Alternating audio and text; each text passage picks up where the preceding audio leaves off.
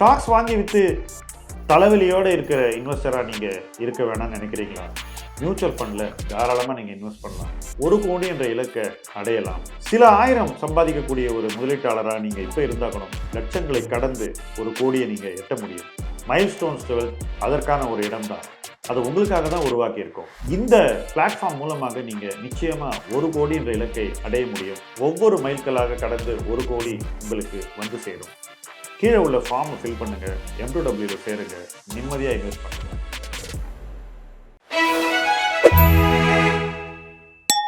நாம பேச போகிறது ஒரு ஃபண்ட் மேனேஜராக என்னுடைய அனுபவம். நான் மார்க்கெட்டுக்கு வந்தபோது முதல்ல என்ன பண்ணேன் அப்படின்னு நிறைய பேர் கேட்பாங்க. நான் ஃபஸ்ட்டு மார்க்கெட்டுக்கு வந்த புதுசில் நிறுவனங்களை ஆய்வு செய்யக்கூடிய ஒரு பணியை தான் செஞ்சேன். யாருக்காக செஞ்சேன்?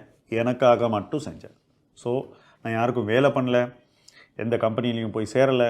நானே ஒரு நிறுவனத்தை எப்படி ஸ்டடி பண்ணணும், எப்படி ரிசர்ச் பண்ணணும், அதை எப்படி புரிஞ்சுக்கணும், அதை எப்படி ஒரு ஆய்வறிக்கையாக மாற்றிக்கொள்வது எப்படி, இதை தான் நான் முதல்ல பண்ணேன். இதை நான் கற்றுக்கிட்ட உடனே எனக்கு முதல்ல ஒரு வாய்ப்பு கிடைச்சிது. அது என்ன வாய்ப்புனா, கிறிசில் அப்படிங்கிற ஒரு நிறுவனத்துக்கு நான் ரிப்போர்ட் சப்ளை பண்ணக்கூடிய ஒரு வேலை. கிறிசில் என்னுடைய ரிப்போர்ட் எடுத்து சிட்டி பேங்க் என்ற ஒரு வங்கிக்கான ஒரு ரிப்போர்ட் ப்ரிப்பேர் பண்ணுறாங்க. அந்த ரிப்போர்ட்டில் என்னுடைய ரிப்போர்ட்டை அவங்க போடுவாங்க. ஸோ மாதம் 2 கம்பெனி ரெக்கமெண்ட் பண்ணோம், 3 கம்பெனி ரெக்கமெண்ட் பண்ணோம், இந்த மாதிரி. இது ஒரு 1 இயருக்கு பண்ணேன். அப்படி பண்ணும்போது என்ன ஆச்சுன்னாக்கா, ரிசர்ச்னால் எப்படி பண்ணணும், ரிப்போர்ட் எப்படி எழுதணும், இதெல்லாம் நான் கற்றுக்கிட்டேன். இது ஒரு பர்மனெண்ட் ஜாப் கிடையாது. அவங்க என்னை கமிஷன் பண்ணுவாங்க, நான் ரிப்போர்ட் கொடுப்பேன், ரிப்போர்ட்டுக்கு அவங்க பே பண்ணுவாங்க. ஸோ இந்த மாதிரி ஒரு 1 இயர் ஓடிச்சு. அதுக்கப்புறம் நான் பண்ண ரிசர்ச் முக்கால்வாசி எனக்காக மட்டும்தான். நான் யாருக்காகவும் வேலை செய்யலை. ஒரு 10 இயர்ஸ் நான் ரிசர்ச் பண்ணி என்னுடைய இன்வெஸ்ட்மெண்ட் ஸ்கில்ஸை வளர்த்துக்கிட்டேன். ரிசர்ச் நீங்கள் உங்களுக்கு மட்டும் பண்ணிக்கிட்டீங்கன்னா அதை வச்சுட்டு என்ன பண்ண போகிறீங்க? அதை எங்கேயாவது யூஸ் பண்ணல, முதலீட்டில் தான் யூஸ் பண்ணோம். ஸோ தப்போ ரைட்டோ என்னுடைய ரிசர்ச்சை நான் என்னுடைய முதலீட்டில் மட்டும்தான் யூஸ் பண்ணேன். ஸோ நான் ஒருவேளை ரிசர்ச்சில் தப்பு பண்ணால் அது என்ன பொருளாதார ரீதியாக பெரிதும் பாதிக்கும் என்பதை நான் முதல் நாளே உணர்ந்தேன். அந்த உணர்வின் அடிப்படையில் தான் நான் என்னுடைய ரிசர்ச்சை எப்படி பொறுப்பாக பண்ணணுன்றதுல ரொம்பவே கவனமாக இருந்தேன். அந்த பயம் எனக்கு எப்போவுமே உண்டு. இதனால தான் பொது வெளியில் பங்குகளை பற்றி பேசுறதுல எனக்கு ரொம்பவே தயக்கம். என்ன ரீசன்னா, நம்ம ஏதாவது கேஷுவலாக இந்த வீடியோவில் இதை வேணால் பாருங்கள் அப்படின்னு சும்மா எங்கேயோ கேள்விப்பட்டது சொல்லிட்டு போய்ட்டுன்னு வச்சுங்களேன், சரியான ஒரு ஸ்டடி இல்லாமல் அது யாரையோ போய் எங்கேயோ பாதிக்கும்ன்ற ஒரு பயம் எனக்கு என்றைக்குமே உண்டு. பல தருணங்களில் நிறைய பேர் இந்த மாதிரி ரெக்கமெண்டேஷன்ஸ் பண்ணுறதை பார்க்கும்போது எனக்கு பதட்டமாகவே இருக்கும். ஏன்னா அவங்க உண்மையிலேயே ஆய்வு செஞ்சுட்டு இதை சொல்கிறாங்களான்ற ஒரு டவுட் எனக்கு வரும். ஸோ ரிசர்ச் ஓரியன்டாக ஒரு இன்வெஸ்டர் இருக்கணுங்கிறது எனக்கு முதல் நாள்லேருந்தே இருக்கக்கூடிய ஒரு பழக்கம். நான் பண்ண ரிசர்ச் முக்கால்வாசி யார் மேலே பரிசோதிக்கப்பட்டதுன்னா என் மேலேயே தான், என்னுடைய பணத்தில் தான் என்னுடைய ரிசர்ச் எக்ஸ்பெரிமெண்ட்ஸ் எல்லாம் நடந்தது. வளர வளர நம்முடைய ரிசர்ச் ஸ்கில்லும் வளரணும். இன்ஃபேக்ட் ஒரு இன்வெஸ்டர் வளர்கிறதுக்கு முன்னாடியே அவங்களுடைய ரிசர்ச் ஸ்கில் வளரணும். இதுதான் என்னுடைய முதலீட்டு அனுபவம். ரிசர்ச்சை அடுத்த கட்டத்துக்கு கொண்டு போகணுன்னாக்கா உங்களுக்கு இன்வெஸ்ட்மெண்ட் ஸ்ட்ராட்டஜி தெரியணும். ஒரு போர்ட்ஃபோலியோ எப்படி உருவாக்கணுங்கிறது உங்களுக்கு தெரியணும். ஸோ அது அடுத்த கட்டம். ஃபஸ்ட்டு தப்பான கம்பெனியை வாங்கக்கூடாதுங்கிறதுக்காக என்னுடைய ஈக்விட்டி ரிசர்ச் பயன்பட்டது. அடுத்த கட்டம், சரி எந்த கம்பெனியில் அதிகம் வாங்கணுங்கிறதுக்கு என்னுடைய ரிசர்ச் பயன்படுத்துது. எந்த கம்பெனியில் அதிகம் வாங்கணும், எந்த கம்பெனியில் கொஞ்சமாக வாங்கணும், எந்த கம்பெனியில் கொஞ்சமாக ஆரம்பித்து அதிகமாக வாங்கணும், எந்த கம்பெனியில் சீக்கிரம் பொசிஷனை வாங்கி முடிக்கணும், எந்த கம்பெனியில் மெதுவாக நிதானமாக பொசிஷனை வாங்கணும். இது எல்லாமே ரிசர்ச் நமக்கு சொல்லித்தரக்கூடிய விஷயங்கள்.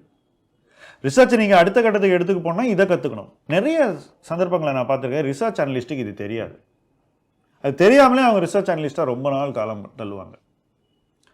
ஸோ கம்பெனிஸை பற்றி மட்டும் தெரிந்து கொள்வது பத்தாது, அதை கடந்து உங்களுடைய நாலேஜை இன்வெஸ்ட்மெண்ட்டுக்கு யூஸ் பண்ணுறதுக்கு வேற ஒரு விஷயம் தேவை. ஒரு கேப் இருக்குது, அந்த கேப்பை நீங்கள் ஃபில் பண்ணணும். அதுதான் போர்ட்ஃபோலியோ கன்ஸ்ட்ரக்ஷன்.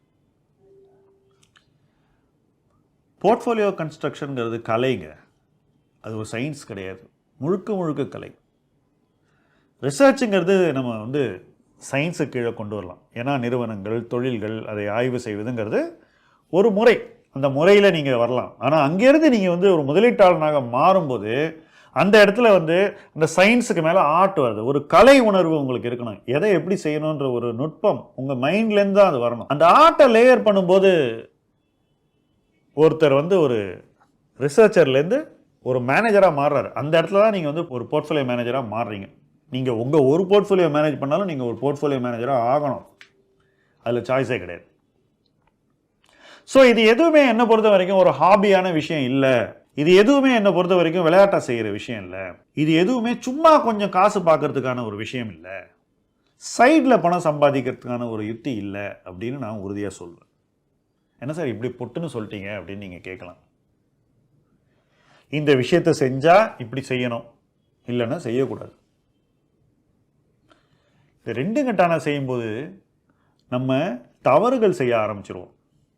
சில சந்தர்ப்பங்களில் மார்க்கெட் நமக்கு ஜெயிக்கிறது ஈஸின்னு ஒரு ஃபீலிங் கொடுக்கும்.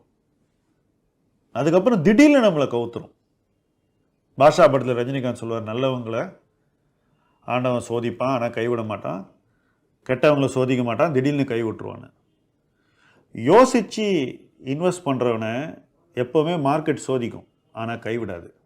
யோசிக்காமல் இன்வெஸ்ட் பண்ணுறவன் இருக்கான் பாருங்க, கேள்வி ஞானத்தில், வாடகை அறிவில், அவனை மார்க்கெட் பல சந்தர்ப்பங்களில் சோதிக்காது, ஆனால் திடீர்னு ஒரு நாள் கைவிட்டுரும். இதுதான் என்னுடைய அனுபவம். அந்த அனுபவத்தின் அடிப்படையில் தான் நான் இந்த விஷயங்கள் எல்லாம் உங்களுக்கு நான் சொல்லிட்டு இருக்கேன். இதிலிருந்து எந்த விதமான சமரசமும் இருக்கக்கூடாது அப்படின்றதுல நான் தெளிவாக இருக்கேன். நம்புறவங்க இதை ஏற்றுக்கலாம், நம்பாதவங்க இதை அப்படியே விட்டுட்டு நீங்கள் பண்ணுறது பண்ணிக்கங்க.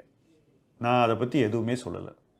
யார் வந்து இந்த ஃபீல்டில் நிலச்சி நிற்கணும், இதில் ஜெயிக்கணும், இதன் மூலமாக என்னுடைய ஒரு சொத்து உருவாக்கம் இருக்க வேண்டும், நான் தனி மனிதனாக இதை சாதித்தேன்னு எனக்கு சொல்கிற மாதிரி ஏதாவது இருக்கணும்னு நினைக்கிறீங்களோ நீங்கள் இப்படித்தான் இருக்கணும்னு நான் சொல்கிறேன். இன்னொருத்தனோட அறிவில் நீங்கள் எட்ட வேண்டிய உயரத்தை, எட்ட விரும்புகிற உயரத்தை எட்ட முடியாது. உங்கள் சொந்த உழைப்பில் தான் நீங்கள் இதை பண்ண முடியும். அதனால தான் நான் இதை சொல்கிறேன். சரி, இப்படி நான் வளர்ந்து நான் எட்ட நினச்ச ஒரு இடத்துக்கு வந்த பிறகு நான் இன்னொருத்தருடைய பணத்தை மேனேஜ் பண்ணுற ஒரு இடத்துக்கு வரேன். உண்மையை சொல்லணும்னா நம்ம சொந்த பணத்தை மேனேஜ் பண்ணுறதை விட இன்னொருத்தர் பணத்தை மேனேஜ் பண்ணுறது மிகவும் கடினமானது, மிகவும் சிரமமானது. இன்னொருத்தருக்கு ஆலோசனை சொல்கிறது, உங்களுக்கு அட்வைஸ் பண்ணிக்கிறத விட ரொம்பவும் பிரச்சனையான ஒரு விஷயம். It's a very very tricky thing. ஏன்னு நான் சொல்கிறேன்.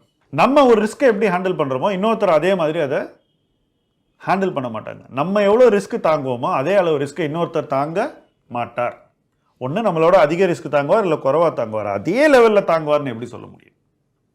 இதுதான் ப்ரொஃபஷனல் மேனேஜராக ஒரு இண்டிவிஜுவல் இன்வெஸ்டர் மாறும்போது, ஒரு போர்ட்ஃபோலியோ மேனேஜராக மாறும்போது வரக்கூடிய மிக முக்கியமான ஒரு ஷிஃப்ட். அந்த ஷிஃப்ட்டை பற்றி தொடர்ந்து பேசுவோம்.